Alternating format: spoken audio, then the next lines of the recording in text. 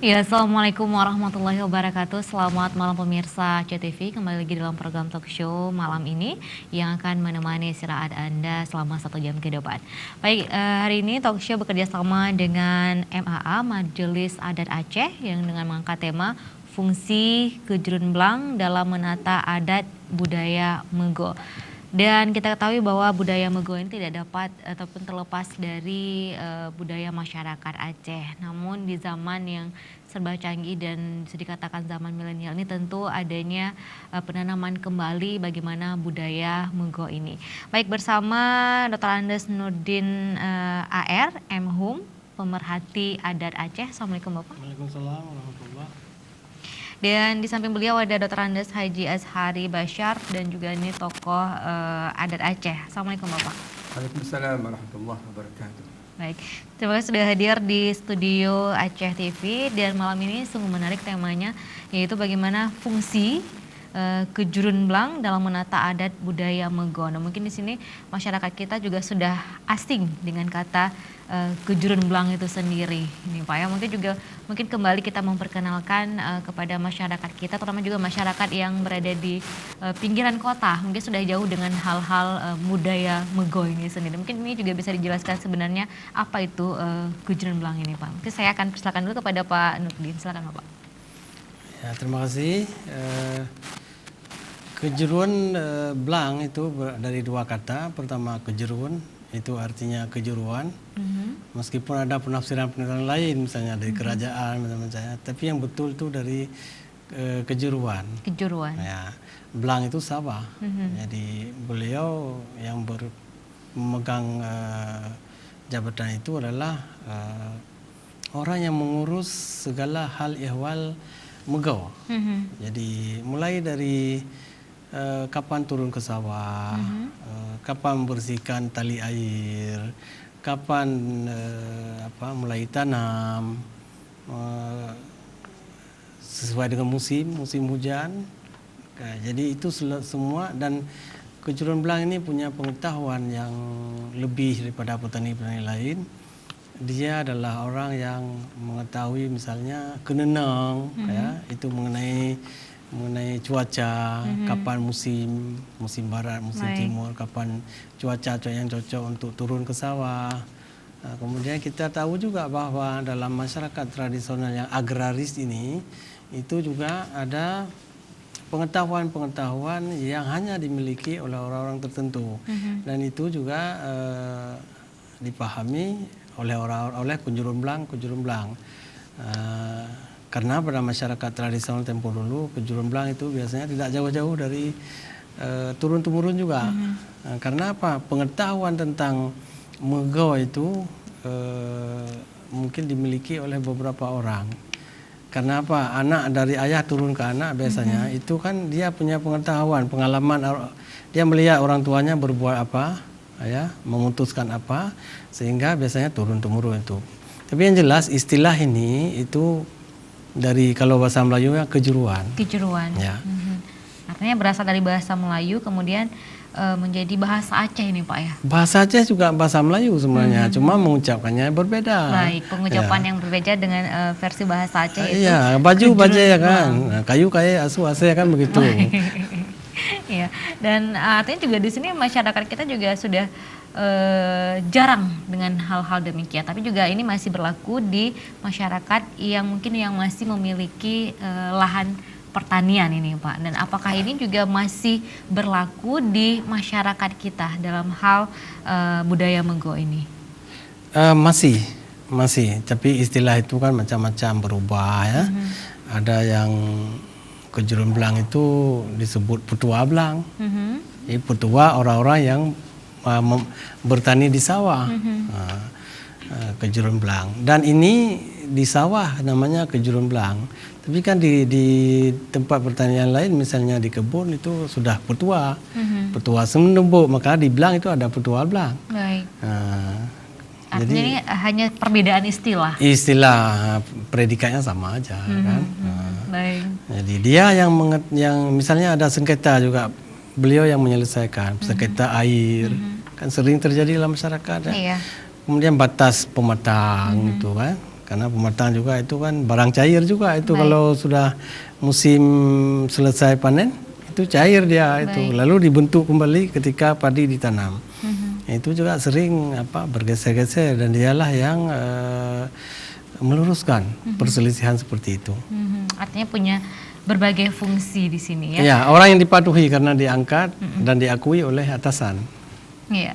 Dan saya coba bertanya kepada Bapak Azhari Bashar ini, Pak. Mungkin menurut Anda seperti apa sih persepsi Anda terhadap kejurun belang ini, Pak? Bismillahirrahmanirrahim. Assalamualaikum warahmatullahi wabarakatuh. Waalaikumsalam warahmatullahi wabarakatuh. Sebelum saya sampai pada menjawab pertanyaan Bu Leni, saya coba feedback dulu kepada sebuah kondisi Aceh. Dulu kan Indonesia pada masa Soeharto pernah menjadi negara yang mampu mengekspor beras. Baik. Ya. Kita negeri yang bersuasembada beras. Dan Aceh termasuk salah satu daerah yang paling banyak menghasilkan beras pada waktu itu. Sehingga Pak Harto 3 kali ke Aceh untuk persoalan ini. Pernah ke Melabuh, pernah ke Pidi dan Banda Aceh sendiri. Untuk melihat bagaimana perilaku Aceh di dalam menyambut seruan negara untuk menjadi negeri yang swasembada beras. Baik. Di mana kuncinya? Ini kuncinya adalah karena keberhasilan di perilaku persawahan. Disinilah peran daripada apa yang dinamakan dengan kejurun belang. Kejurun belang ini merupakan salah satu bahagian daripada beberapa kawasan di Aceh. Ada kawasan tempat tinggal, itu umpamanya ada kampung, mukim dan sebagainya, di mana di sana terjadi interaksi dalam bidang politik, ekonomi, sosial dan sebagainya. Ada kawasan namakan kawasan budidaya. Nah, di sini umpamanya ada perkebunan, ada perikanan, ada kopi dan sebagainya. Dan ada kawasan yang namanya kawasan kepentingan bersama. Apa itu kepentingan bersama? Umpamanya Bidai Pati, ya, Bidai Pati, kemudian Krung, laut dan sebagainya. Ini adalah milik bersama. Tidak boleh ada orang yang memagar sungai. Tidak boleh ada orang yang memagar laut. Tidak boleh orang yang memiliki pasi. Pasi itu apa pasi ya? Tepi pantai, tepi pantai kan. Nah itu. Jadi ini kawasan milik bersama. Baik.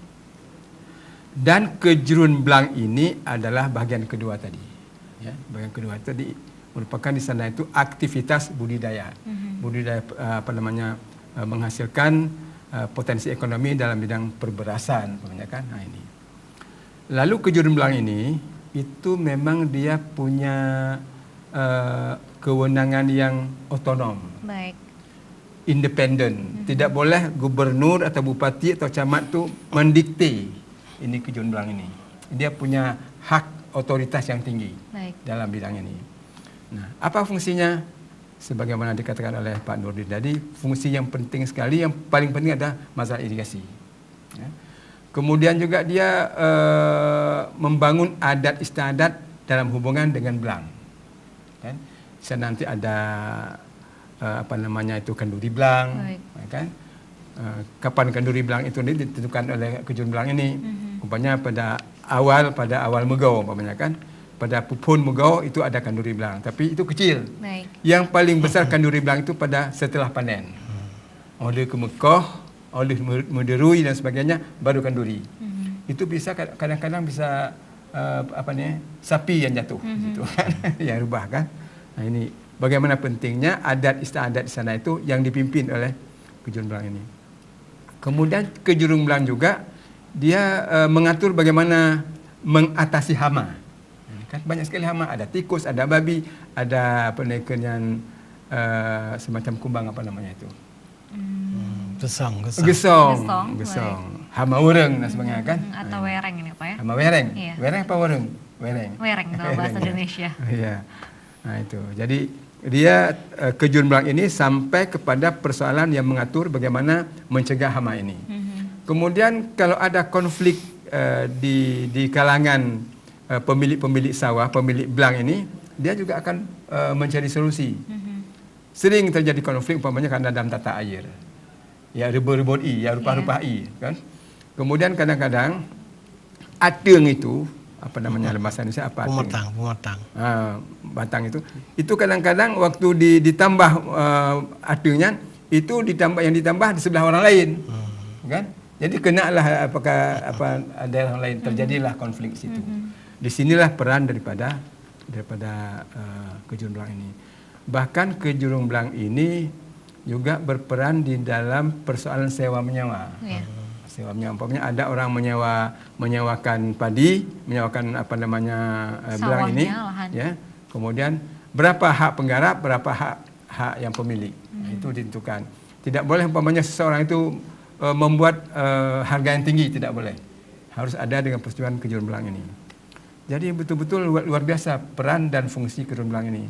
Bahkan pada ternak sendiri tidak boleh ada umpamanya dalam musim-musim belang itu orang yang membawa sapi ke sawah. Nah, itu pantangan-pantangan. Ada pantangan lain, tidak boleh megaw bawa Jumat. Tidak boleh ke Mekah bawa Jumat. Kecuali kalau hal-hal yang kecil, umpamanya merumput, ya, buah nalung, itu boleh. Tapi hal-hal yang besar dilarang. Makanya ada pantangan-pantangan yang diatur oleh kejurung belang ini. Jadi memang hebat kejurung belang ini.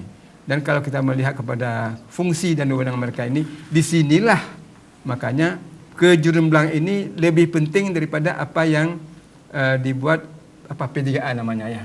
P3A itu yang menata air. Kenapa lebih hebat kejurung belang? Karena petugas P3A itu kadang-kadang sebulan sekali datang.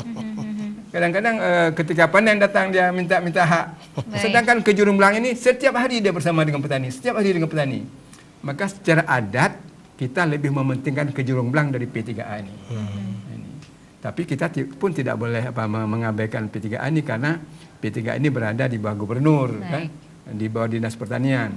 Ya mungkin barangkali ada beberapa hal yang dibantu oleh mereka ini. Demikian, boleh nih. Artinya bisa dikatakan bahwa P3A ini di bawah pemerintahan, lembaga pemerintahan, sementara kejurung belang ini lebih kepada lembaga adat juga ini Pak, yang langsung dipilih oleh masyarakat. Tapi sebenarnya siapa saja yang bisa menjadi kejurung belang ini sendiri, ataupun kemampuan-kemampuan apa yang harus dimiliki? Kita akan lanjutkan usai pariwara berikut ini.